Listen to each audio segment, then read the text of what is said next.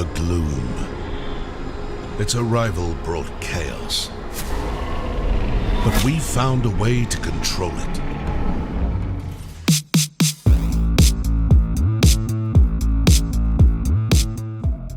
Now, earlier this year at TennoCon, Digital Extremes teased a new game that they were working on as a publisher with another developer called Airship, Syndicate, the team behind The Ruined King, Darksiders Genesis, and of course Battle Chasers.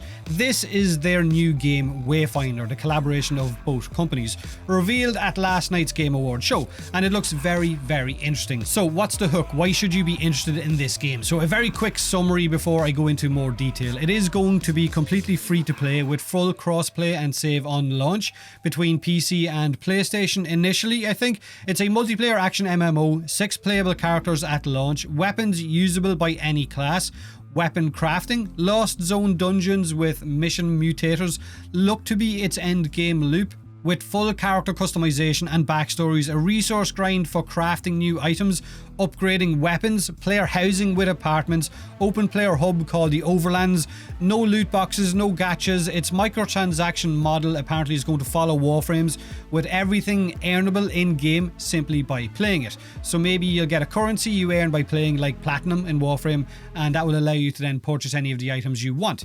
Similar weapons can have different perks, which makes 2 of the same weapon category perform completely differently, so your builds will have variety. It all sounds pretty damn good, right? Honestly sounds very Warframe-esque in a Darksiders or Battle Chasers visual styled universe, which I am totally down for. I am a huge Darksiders fan. One of the very first videos I ever made on my channel was of Darksiders 2. Now it is going to be free to play as well, so that's a huge plus for all gamers out there. But let's look a little bit deeper into exactly what Wayfinder is. So Wayfinder is set in Evenor, a world affected by something called the Gloom, which affects and changes everything that it touches. A world where reality is breaking down, the gods have been killed, and a dark energy is spreading across the realm. And you're the hero, right? So the world's doomed. The website shows 6 characters at launch, with 1 of them hidden: Wingrave, Silo, Nis, Snedja, Kairos, and of course the hidden one. Each one has 4 abilities, each one voice acted with their own backstory and connections to other characters in game. You can switch between any of these heroes on the go. Each one has their own spells and backgrounds and playstyles, which I'll go over in another video maybe tomorrow. But these guys can use any weapon that you want in game, it seems, with no hero tied to any specific weapon. Yes, they have their signature type of weapon like Wingrave with his sword and shield, but they're not tied to it, so you can diversify and build them to your own unique playstyle if you wanted to, which also opens up more variety in builds. So you could use Wingrave with a rifle, maybe his abilities could give some kind of a unique buff to using that rifle, who knows? But currently there are 4 weapon types with dual blades, sword and shield, rifles, and 2-handed melee weapons, which can be used by any character, with each weapon having their own ability. So one dual blade could slow down time, while another dual blade could give you a unique dash ability. So similar category weapons, like I said, don't have the same ability. In Evenor, we'll be using a special gloom dagger to rip open what looks like a portal from the trailer, and this seems to be the mission selector, where you choose which mission you're going to run. So with Warframe you have the star chart, which then loads you into the mission you want to run. In this, it's a magical dagger. But on the mission select screen you see the destination, but you also see mutators underneath that destination select, while also having the description of the mutator over on the right of the screen. And these can be a variety of different things, so no 2 adventures will be the same. The mutator we seen during the trailer was shadow puddles on the ground will heal enemies that stand inside it.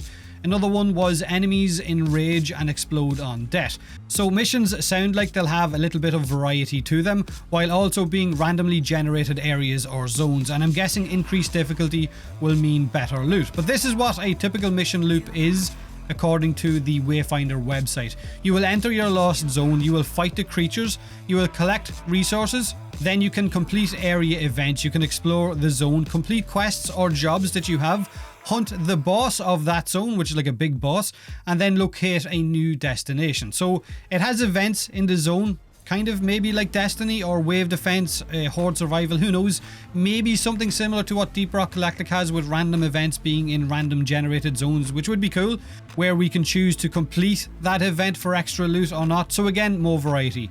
Lost Zones apparently won't be soloable according to the website, but we'll see about that. Gamers have a habit of proving developers wrong and saying, oh, you're saying we can't do that? Well, we just did. But they do go as far as saying story missions, daily, weekly and side quests can be soloed, but it is a co-op game at heart, so it's going to be better experienced playing with friends, if you have any. In the earlier dev video that we were shown back at TennoCon, we did get to see weapons being worked on of different grades. So like other MMOs with green, blue, purple, gold variety of weapons, epic, legendary and so on. So the weapon design looks amazing, with weapons having their own distinct visuals and names, but also the character customization is a thing which will allow your heroes to stand out and have your own personal, I guess, distinct touch to them. Some of this customization now, I am assuming, right, because a lot of games do it this way, will be tied to microtransactions, however, but maybe you can earn them in-game as well, because like I said, they are following Warframe's model of everything that you see in-game you can get simply by playing it. But that's what we know about Wayfinder so far. There is a closed beta next week, but it's going to be under NDA according to their website. So go ahead and sign up for this if it interests you, and you could get a hands-on and get to test it yourself. The game is set for early access release in spring next year and full free-to-play release at the end of the year. So I'm guessing the early access will be a paid-for access to get into the game early, and then at the end of the year they're going to release it full free-to-play.